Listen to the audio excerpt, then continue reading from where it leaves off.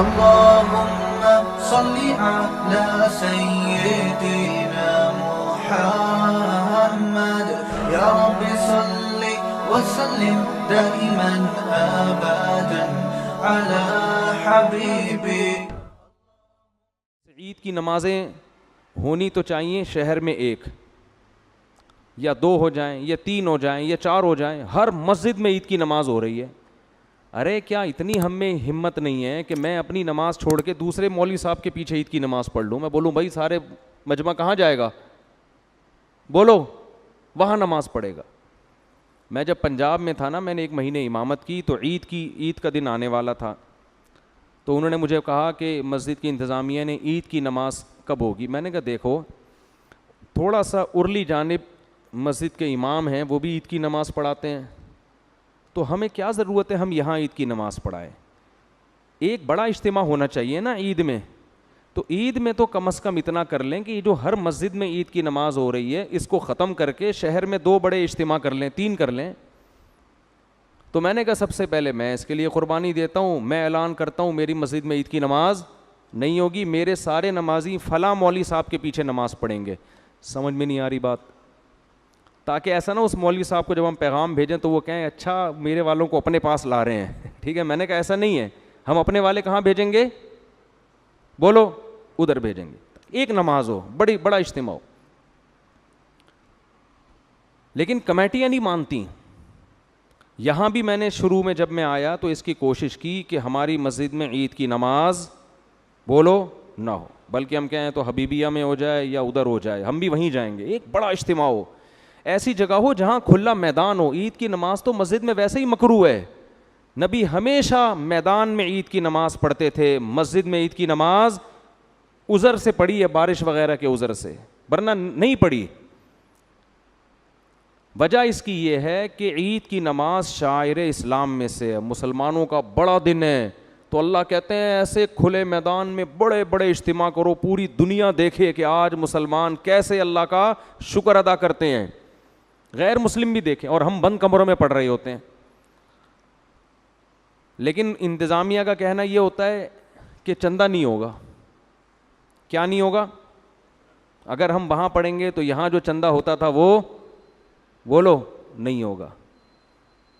تو میں نہیں پڑھاؤں گا تو کسی دوسرے سے پڑھوا لیں گے. تو جو جب پڑھنی ہے تو پھر ہم ہی پڑھا دیں. کیا خیال ہے بھائی؟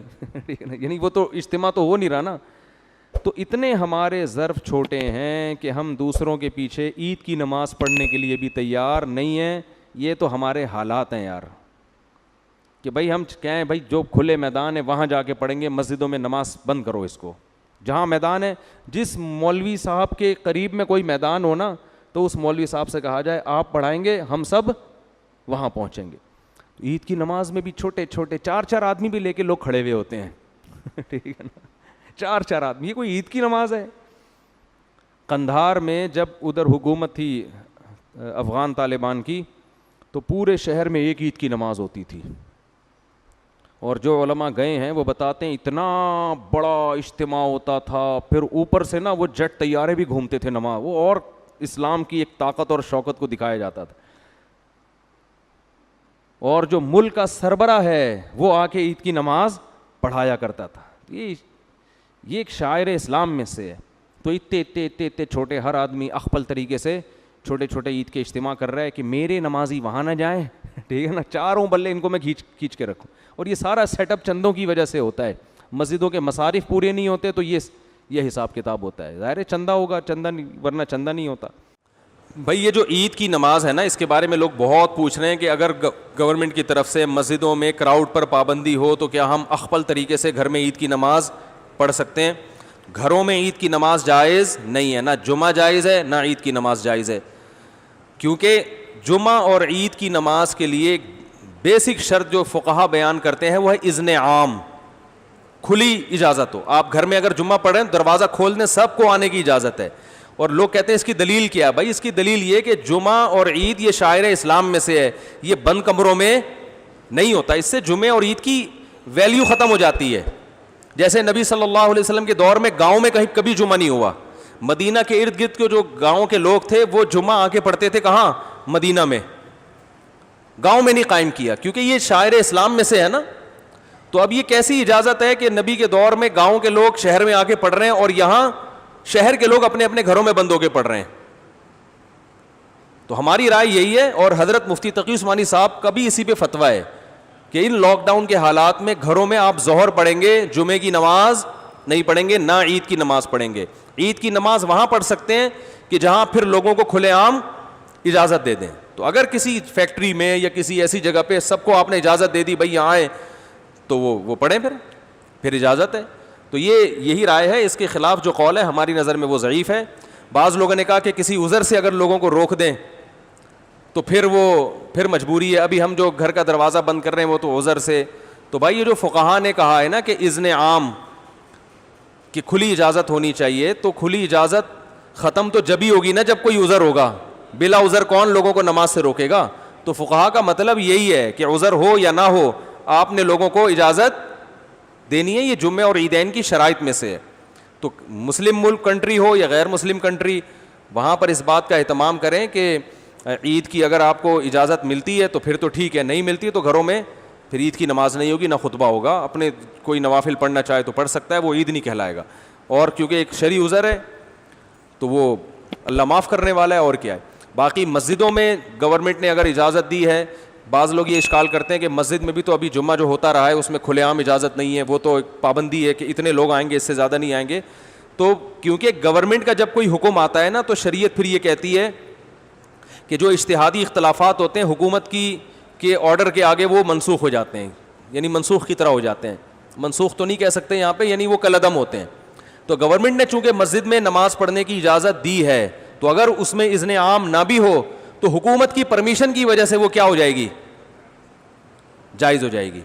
اس پہ تمام فقہا کا اتفاق ہے کہ اس طرح کی جتنی بھی شرطیں ہوتی ہیں وہ حکومت کے فیصلے کی وجہ سے کیا ہو جاتی ہیں, کالعدم. جیسے چاند کا مسئلہ ہے نا, چاند کا مسئلہ سعودی عرب میں کچھ اور ہے, ہمارے یہاں ان کا سسٹم ہی الگ ہے, ہمارا سسٹم بھی الگ ہے, ہم اس سسٹم کو نہیں مانتے. لیکن سعودی عرب میں جب ہم جائیں گے تو وہاں کی گورنمنٹ ہمارے سسٹم کے حساب سے فیصلہ نہیں کرتی, وہ اخبل طریقے سے کرتی ہے.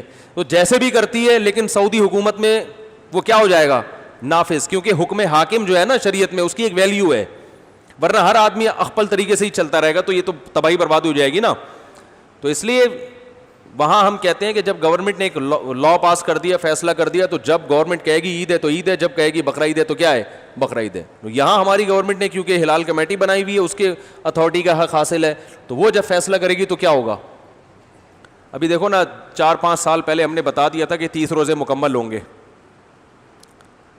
5-6 سال پرانی بات ہے, بلکہ اس سے بھی زیادہ. فلکیات والے کہہ رہے تھے چاند کہیں بھی نظر نہیں آئے گا, 30 روزے پکے ڈھکے. تو ہلال کمیٹی نے اعلان بھی نہیں کیا کہ کل عید ہے, اور 30 روزے ہو گئے, تراویح بھی ہو گئی, ہماری مسجد میں بیان شروع ہو گیا, ایک دم رات کو 10:30 بجے اطلاع آئی کہ کل کیا ہے, عید ہے. ہلال کمیٹی نے اپنا فیصلہ واپس لے لیا. اب ہمارا میٹر تو گھوما تھا کہ چاند کہیں دور دور کا بھی نام و نشان نہیں, پتہ نہیں ان کو نظر کہاں سے آ گیا. لیکن بہرحال ہم نے بھی کیا کیا ہے, عید منائی ہے. کیونکہ اب اپنی رائے میں مسلط کروں گا, بھائی میں اس فیصلے کو نہیں مانتا, ہمارے جامع رشید بھی نہیں مانتا, تو بھائی جامع رشید کوئی گورنمنٹ تھوڑی ہے. تو گورنمنٹ کی طرف سے جو کمیٹی ہے, ہلال کمیٹی اتھارٹی, حکومت کی طرف سے اس کو حاصل ہے. تو جب حکومت کوئی فیصلہ کرتی ہے تو وہ فیصلہ آپ کی رائے پر مقدم ہوتا ہے. ہاں جب تک 100% شریعت کے خلاف نہ چلے. وہ گورنمنٹ اگر یہ فیصلہ کر دے کہ اس دفعہ عید سرے سے ہوگی نہیں ٹھیک ہے نا, رمضان ہی چلتا رہے گا, یا 30 کے بعد 31 روزے بھی ہوں گے, تو یہ 100% کیا ہے, غلط ہے. اس میں اختلاف رائے کی گنجائش ہے ہی نہیں. تو جو ایسا فیصلہ جس میں اختلاف رائے کی کوئی تک بنتا ہی نہیں ہے, گنجائش ہی نہیں ہے, وہاں یا گورنمنٹ شراب کو حلال کر دے, وہ تھوڑی ہوگا. اسی طرح گورنمنٹ نے جو 4 شادیوں پہ پابندی لگائی ہے, تو یہ پابندی شریعت میں کیا ہے, کالعدم ہے. آپ چھپ کے کر سکتے ہو, چھپ کے نکاح کرو, تو یہ بالکل جائز ہے. تو یہ کیونکہ قرآن میں صاف لکھا ہوا ہے, تو یہ اختلافی مسئلہ تھوڑی ہے.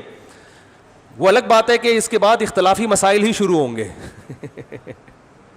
4 شادیاں کرنا اسلام میں بالاتفاق جائز ہے, لیکن یہ ایسا اتفاق ہے کہ جیسے ہی کرو گے اختلافات شروع ہیں. بعض اتفاقی مسائل میں اختلافات بہت ہیں. تو خیر, تو اس لیے وہ اذن حاکم کی وجہ سے اس کی مسجد میں اجازت ہے. تو گھروں میں اخبل طریقے سے نہ عید پڑھ سکتے ہیں اور نہ جمعہ. ایک آخری بات یہ کہ اگر کسی عالم کی رائے ہو کہ نہیں پڑھنی چاہیے, تو آپ اس کی رائے کو فالو کریں, مگر پھر تان و تشنیع نہ کریں کہ کلپ بنا کے ادھر میرا کلپ لگا دیا, ادھر دوسرے مولانا صاحب کی یہ کچھ اور کہہ رہے ہیں, وہ کچھ اور کہہ رہے ہیں. اس سے پھڈے بازی کے علاوہ کچھ بھی حاصل نہیں ہوتا. بھائی ہمارے یہ دلائل ہیں, اور مفتی اعظم حضرت مفتی تقی عثمانی صاحب وہ بہت بڑے محقق ہیں, ان کی بھی یہ رائے ہے. تو دلائل کے ان کی تو ایک اور بھی دلیل انہوں نے دی ہے کہ اگر اس طرح سے لوگوں کو جمعے کی اور عید کی اجازت دے دی جائے تو جمعہ اور عید کی ویلیو لوگوں کی نظر میں ختم. آئندہ جب کراؤڈ پہ پابندی جب ہٹے گی نا, تو بھی جس کو جمعہ لیٹ ہو رہا ہوگا وہ بیگم کو کہے گا بیگم اپنے ماموں کو بلا لو, چچا کو بلا لو, ادھر ہی جمعہ پڑھ لیتے ہیں. اس کا یعنی سیاسی نقصان بھی ہے, سمجھ رہے ہیں نا. جمعہ پڑھنے میں ذرا تاخیر ہو رہی ہے تو چلو یار ادھر 2-4 بچوں کو کھڑا کیا, خطبہ یاد کرنا کون سا مشکل ہے, دیکھ کے پڑھ لیں گے خطبہ. تو جمعے کی ویلیو بھی ختم ہو جائے گی اس سے, جو جمعے کا ایک بنیادی مقصد ہے کہ کراؤڈ ہو. ویسے ہی 1.5 اینٹ کی مسجدیں ہمارے ہاں ہول سیل کے حساب سے بن رہی ہیں. تو جب اس طرح ہر گھر میں شروع ہو جائے گا تو وہ بھی ہوگا کہ یار آج تھوڑا لیٹ ہو گئے. شروع میں تو یہ ہوگا کہ آج تھوڑا لیٹ ہو گئے تو ہم گھر میں ہی پڑھ لیں گے. اس کے بعد یہ ہوگا کہ لیٹ نہیں بھی ہوں تو ہم جب گھر میں ہو رہا ہے تو یہ مولانا صاحب کی تقریر جا کے کیوں سنیں, ان کے منہ سے خطبہ کیوں سنیں. ویسے بھی مولانا صاحب سے مسجد میں نمازیوں کو اختلافات تو ہوتے ہیں نا, ابھی تو مجبور ہیں کہ یار جیسے مرضی ہیں جمعہ پڑھنا ہے, جا کے کیا کریں, بعد میں جا کے جو مرضی کر لیں. لیکن جب ذرا سے اختلاف ہوں گے, مولانا صاحب ہر جمعے میں 4 شادیوں پہ بات کرتے ہیں, لہذا ہم اپنا جمعہ الگ پڑھائیں گے, تو یہ شروع ہو جائے گا حساب کتاب. ٹھیک ہے نا, ذرا سے اختلاف پہ. ابھی پابندی ہے بھائی, نہیں ہو سکتا, جس نے آنا ہے مسجد آئے, نہیں تو بس ختم.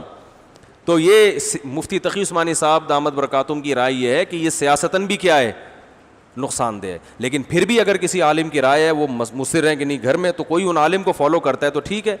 لیکن ایک تو علماء کا احترام کریں, ایک دوسرے پہ کیچڑ نہ اچھالیں. اگر کوئی عالم یہ کہتے ہیں نہیں گھر میں عید پڑھ سکتے ہیں, جمعہ پڑھ سکتے ہیں, تو بہرحال وہ عالم ہے تو قابل احترام ہے.